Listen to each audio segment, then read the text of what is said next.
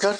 Bits news 24/7 में आप सभी को सुस्वागतम। जी हाँ, आज 1 मई 2023 आज का दिन सारा विश्व में मजदूर दिवस यानी कि मे डे के हिसाब से माना जाता है। बीते 3 दशकों की वैश्वीकरण ने रोजगार की परिभाषा भी बदली है और स्वरूप भी। काम करने का तौर तरीकों में काफी बदलाव आया है। कोरोना संक्रमण के दौरान दुनिया भर में रिमोट बैंकिंग का रूप भी देखने को मिला।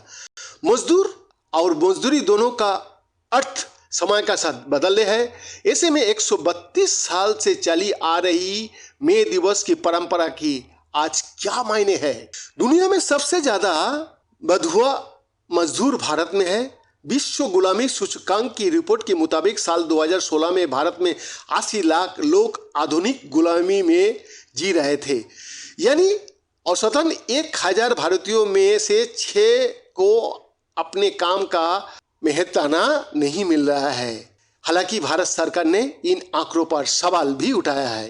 गुडविल इंटरनेशनल नाम की एक संस्था के साल 2020 के सर्वे के मुताबिक महामारी की वजह से मजदूरों की कर्ज में फंसने का जोखिम 3 गुना बढ़ गया है। अंतर्राष्ट्रीय श्रम संगठन के अनुसार 2016 में दुनिया भर में 4 करोड़ से ज्यादा लोग बंधुआ मजदूरी का शिकार थे। अनुमानों के मुताबिक इनमें से 71% महिला थी। इस साल जारी हुए विश्व असमानता रिपोर्ट की माने तो भारत में श्रम से होने वाली कुल कमाई का सिर्फ 18% हिस्सा ही महिला को हाथ आता है। ILO की साल 2021 की रिपोर्ट में कहा गया है कि दुनिया में बाल मजदूरों की तादाद बढ़कर 16 करोड़ हो गया है। रिपोर्ट में यह भी आगाह किया गया है कि कोविड-19 महामारी का असर से इस संख्या में साल 2022 का अंत तक 90 लाख तक का इजाफा हो सकता है। साल 2011 जनगणना के हवाले से संगठन का अंदाजा है कि देश में 5 से 14 साल की उम्र के बच्चे में से 3.9% मजदूरी कर रहा है। सरकार के अपने आंकड़े बताता है कि देश का कुल श्रमिकों में से 93% असंगठित श्रम में काम करता है, यानी उनके लिए न्यूनतम वेतन जैसी सामाजिक सुरक्षा का हक पाना और मुश्किल है। अखिल भारतीय खेत मजदूर यूनियन के संयुक्त सचिव विक्रम सिंह कहता है, देश में करोड़ों शहरी असंगठित मजदूर और ग्रामीण खेत मजदूर है जो किसी भी कानून के दायरा में नहीं आते। आज तक हम खेत मजदूरों के लिए एक केंद्रीय कानून नहीं बना पाए हैं, इसलिए मजदूर दिवस ने केवल अधिक प्रासंगिक हो गया है बल्कि हमारी पीढ़ी की जिम्मेदारी बन गया है। दुनिया भर की समाजवादी और श्रमिक पार्टियों के संगठन द्वितीय अंतर्राष्ट्रीय ने साल 1889 के पेरिस सम्मेलन से मजदूरों को हकों की आवाज बुलंद करने के लिए 1 मई का दिन चुना था। यह पश्चिम में औद्योगिकरण का दौर था और मजदूर से सूर्योदय से सूर्यास्त तक काम करने की उम्मीद की जाती थी।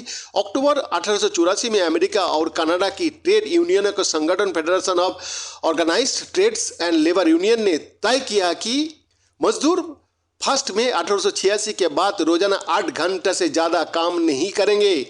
जब वो दिन आया तो अमेरिका के अलग अलग शहरों में लाखों श्रमिक हड़ताल में चला गया। इन विरोध प्रदर्शन के केंद्र में शिकागो था।